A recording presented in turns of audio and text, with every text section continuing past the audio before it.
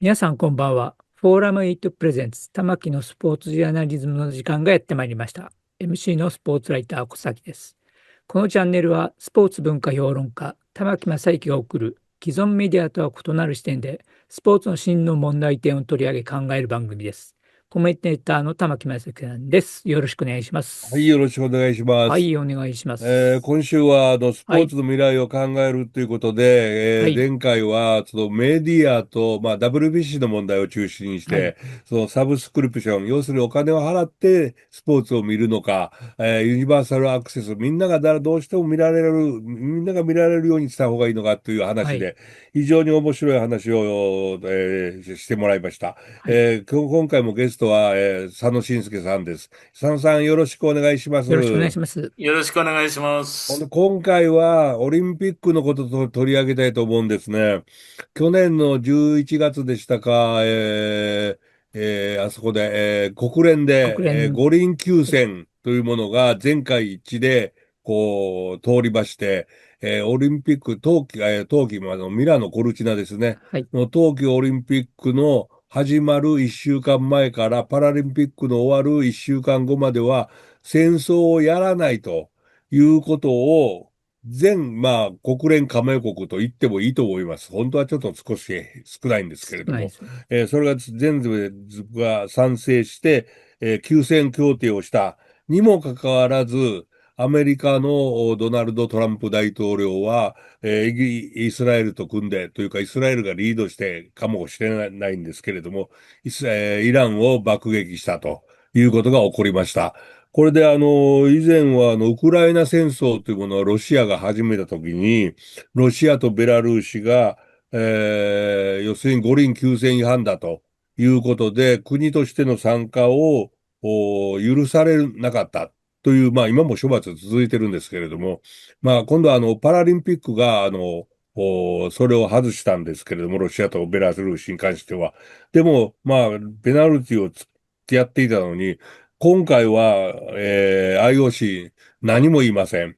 ということは、やっぱり IOC というのは、西洋にかぶれているのかな、西洋中心なのかな、アメリカのやることには黙っているのかな、というような感じもしたんですけれども、さあ、この中途半端なところはどうなんでしょうか、ということで、佐野さん、どうですか、どう思われますか、今度の、オリンピック休戦と、アメリカ、イスラエルのイランの攻撃ということに関しては。どうですか？はっきり申し上げてダブルスタンダードなんですよね。やっぱりもうそれ以外ないですよね。うん。で、要するに、先ほど玉木さんちらっとおっしゃったけれども、はい。オリンピックというものは欧米のものなんですよね。うーこれずん。っともう長い歴史の中で、はい。一度たりとも、うん。ま今IOC 会長は、はい。またアフリカから出てらっしゃはい。ってるけれども、彼コメント女の活リーさん。動の場うん。はアメリカですよね。なるほどね。あの、で、要するに、そういう意味では、彼女は例外かもしれないけれども、はい。一度たりとも、要するに欧米以外から会長が出たことはない。うん。で、アメリカも一回しかないです。ブランデーメリー・ブジだけ。ランデージだけではい。すよ。で、それ以外は全てヨーロッパですよね。はい。そうだからですね。その中での、いわゆる、そこが規範なんですよね。うーん。だから、正直な話はい。を、広がりは、国連よりも多い加盟の数になってますけれども、はい。いわゆる主導権を持っているのは相変わらずヨーロッパとアメリカであるということですよ。うん。うん。で、なるそほど。こに、中国なり、うん。ロシアなりが若干、力を持ってたということだろうと思ういますん、ね。なるほどね。そういうその政治勢力というものがやっぱりどうしても現れるんだろうと私も思ってたんですけれども、やっぱりこれは一体どういうことなんだということを聞かなきゃいけないと思いまして、この佐野さんと話する前に、五輪アナリストの春日一郎さんに、え電話で聞いてみました。一体 IOC どないなってんの？ダブルスタンダードなんじゃないのって聞いたら、いや、もう言われれば、それ以外、それに答えようがないと。けれど、だから、春日さん自身も IOC に手紙を書いて、やっぱりこれは、一つの処分をしなきゃいけないってことは言ったそうです。で、ただ、コメントリー会長がやったことで、コメントは出してるらしいんですよね。あまりステート私もメントが、知らなかったんですけれ出てどもね。ますね。出てますね。えそれで、要するに戦争というもので、スポーツで移動する人たちが迷惑を被るようなことがあってはいけないと。非常にやばい、コメントを出した。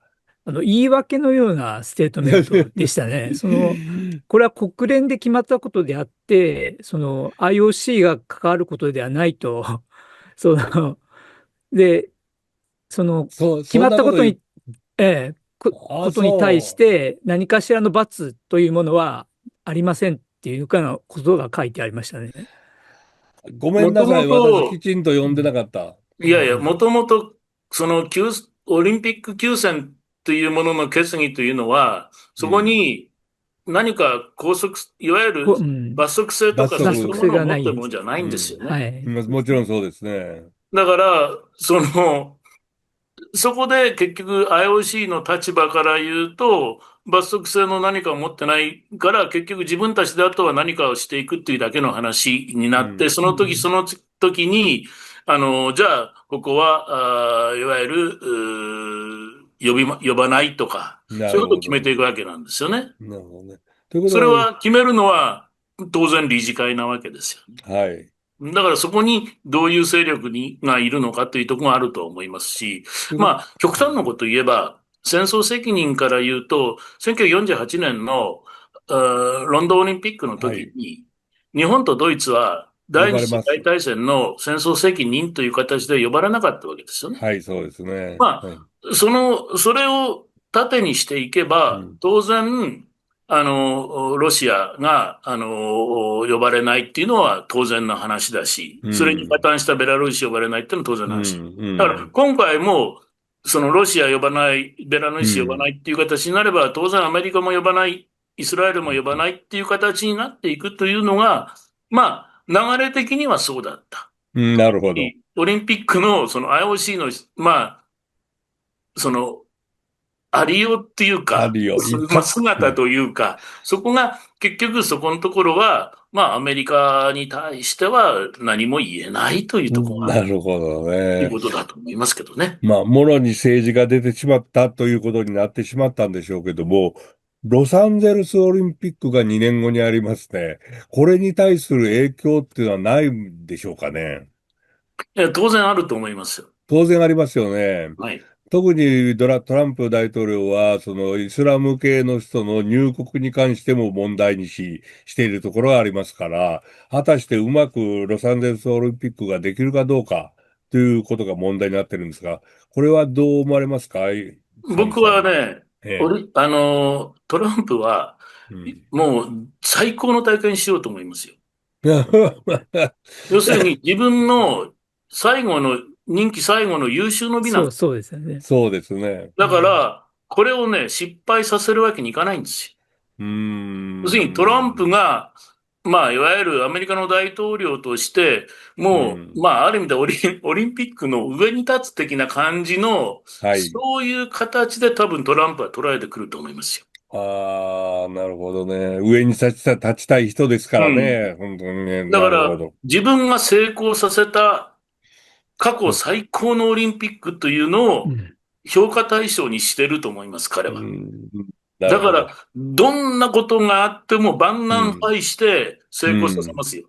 ということは、自分の、なんとかこれまで喋ったこともちょっと伏せてと言いますか、人間には男性と女性しかないんだとか、LGBTQ をオリンピックに出すのはおかしいとか言い出したことも全部やっぱり引っ込めて、込め IOC ないの、かもしれない。ああ、でも引っ込めな要するいと、に、うん。それを守って、お前ら来いということですよ。おー、ほうそう従えっていうことですね。形するかもしれない。わかりませんよ。こうん。れはこんなものまあは想像もちろんだから。わからないけど、うん。今の意見は面白いと思いうん。ますね。すごく。なるほどね。その時に選手たちがやっぱり反発するっていうのが出てきたりすると、トランプ大統領としてはちょっと問題でしょうね。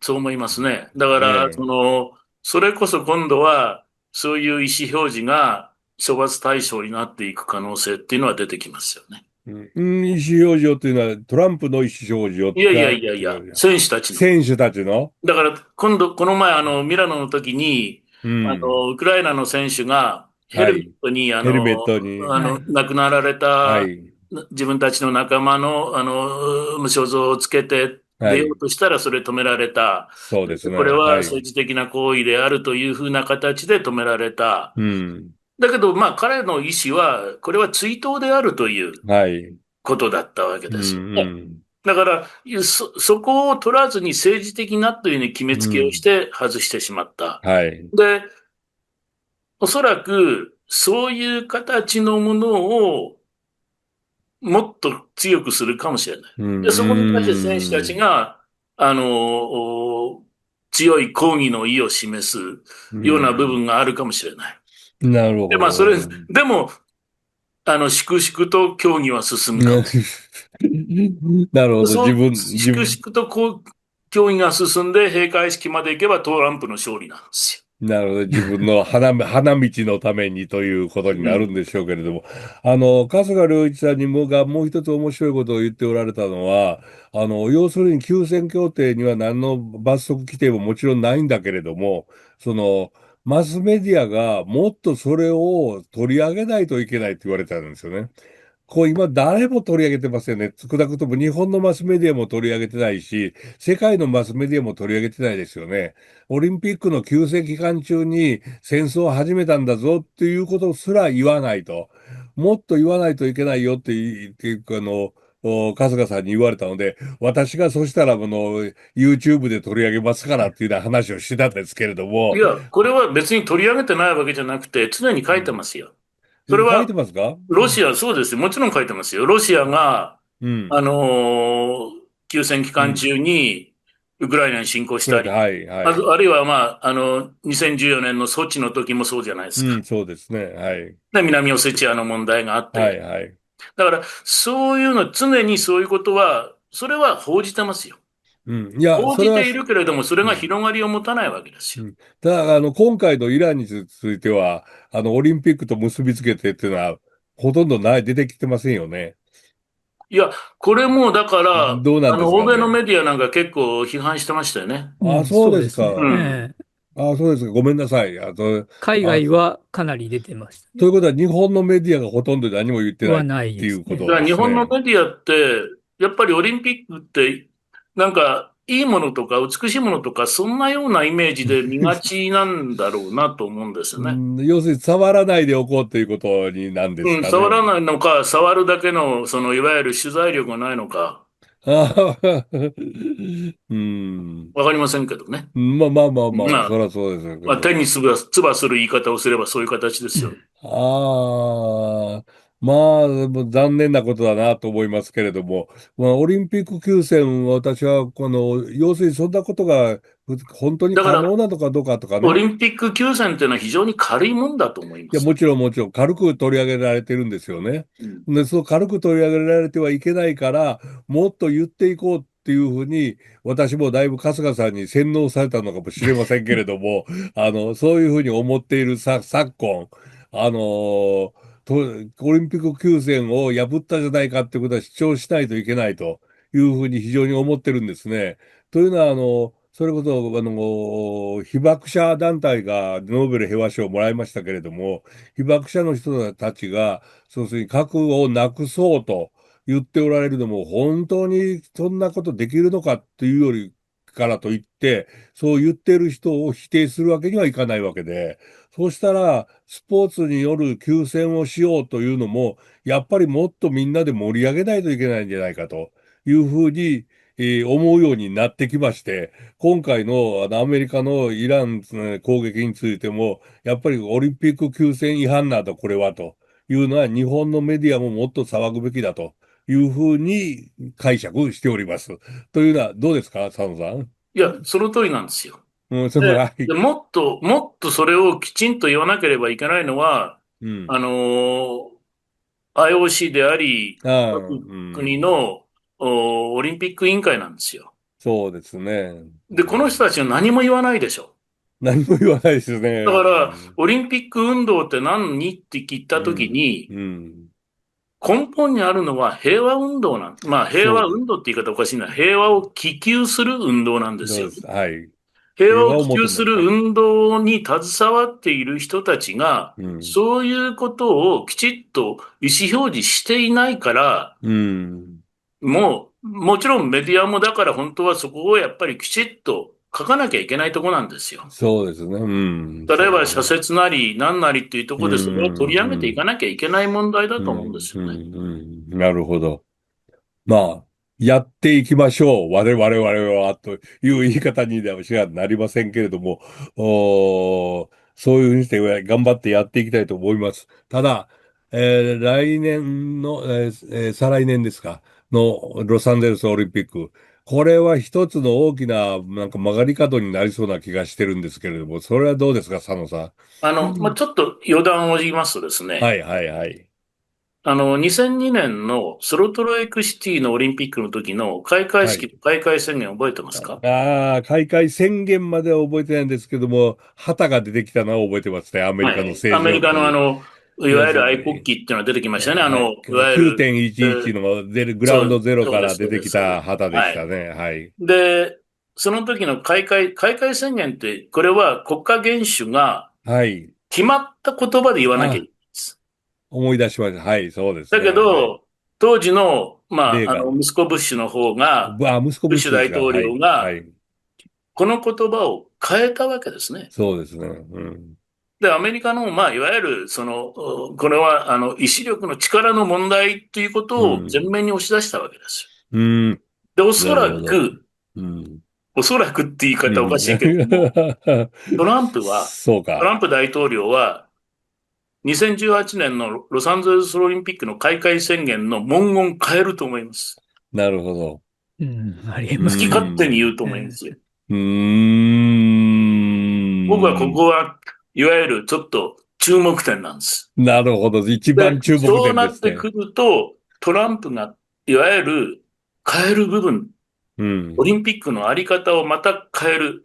まあ、うブッシュはん。あそこまで行って、ある意味ではその9.11というものに対する、う世界ん。的な、あれを、注目をもう一度喚起させたわけなんだけれども、うん。うん。今度の場合は、トランプによるトランプのためのオリンピックにするための開会宣言にするという。わあ、困ったですね。困ったですね。そういう大統領に抱きつきに行く女性なんとかが出てこないことだけをこう祈りたいというふうに思いますけれども、でも今の佐野さんの言われたこと、変にって言ったら怒られるな。納得してしまうところがありました。あの、す、ただ、これはあくまでも私の空想でしかないからですけど。でもかなり、注目する、オリンピックの見どころがよくわかりましたですいや、ね。もう今年のワールドカップである程度出てきますよね。いや、そもれを次に話しう、はい、ようと思はい、ってたんですけれすいません。どもね。どうぞ。そのワールドカップに対して、FIFA の方は、国際サッカー連盟の方は、FIFA 平和賞というものを送ったと。これに対して、我々の番組でも、サッカー評論家の、大隅義樹さんと、吉井さん。はそい。れと、後藤健生さん、後藤武雄さん、この二人は、もう、ああいうものは無視してワールドカップの試合に注目しましょうという番組を作ってくださったんですけれども、佐野さんはどうですか、そのフィアのあり方っていうのは。なぜっていうことですよね。うなん。ぜ、なぜ。だけど、往々にして、ああいう大きな、国際的な組織であっても、はい。その、ある種の権力に対しては、とっても弱いと思うんですうーよ。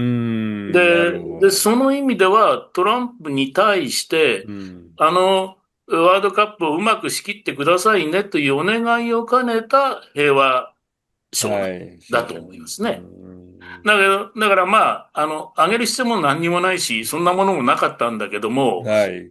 わざわざ作って持っていっうん、たということですよね。そう誰がですね。どのように選んだのかも何もね、う明らかにん。されてないですからでね。すよね。うんえで、あの、実は、トーマス・バッハが会長になったはい。時に、はい。はい。これ前、玉木さんとも話をしたかもしれまはい。せんけども、あの、2013年ですよね。はい。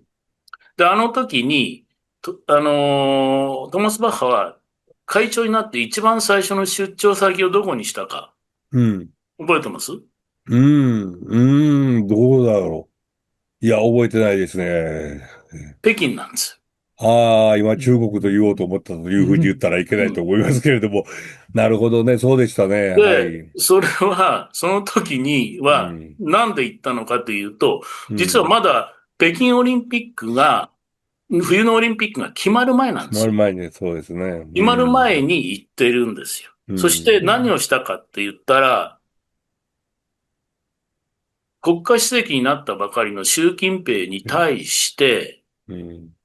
オリンピックオーダーを与えてるんですよ。ああ、ん。これなんでなるほど。与えたのかというと。うん。なるほど。これ、理由はうん。2008年の北北京オリ京、ンピックを成功させた成功させ、功はい。績ということで、習近平に2013うん。年にオリンピックオーダーを与えた。なるほど。はい、はい。で、要するにもう北京大会のお墨付きを与えたわけですよ。そうですね。なるほどね。思い出しました。22はい。年の。うんはい。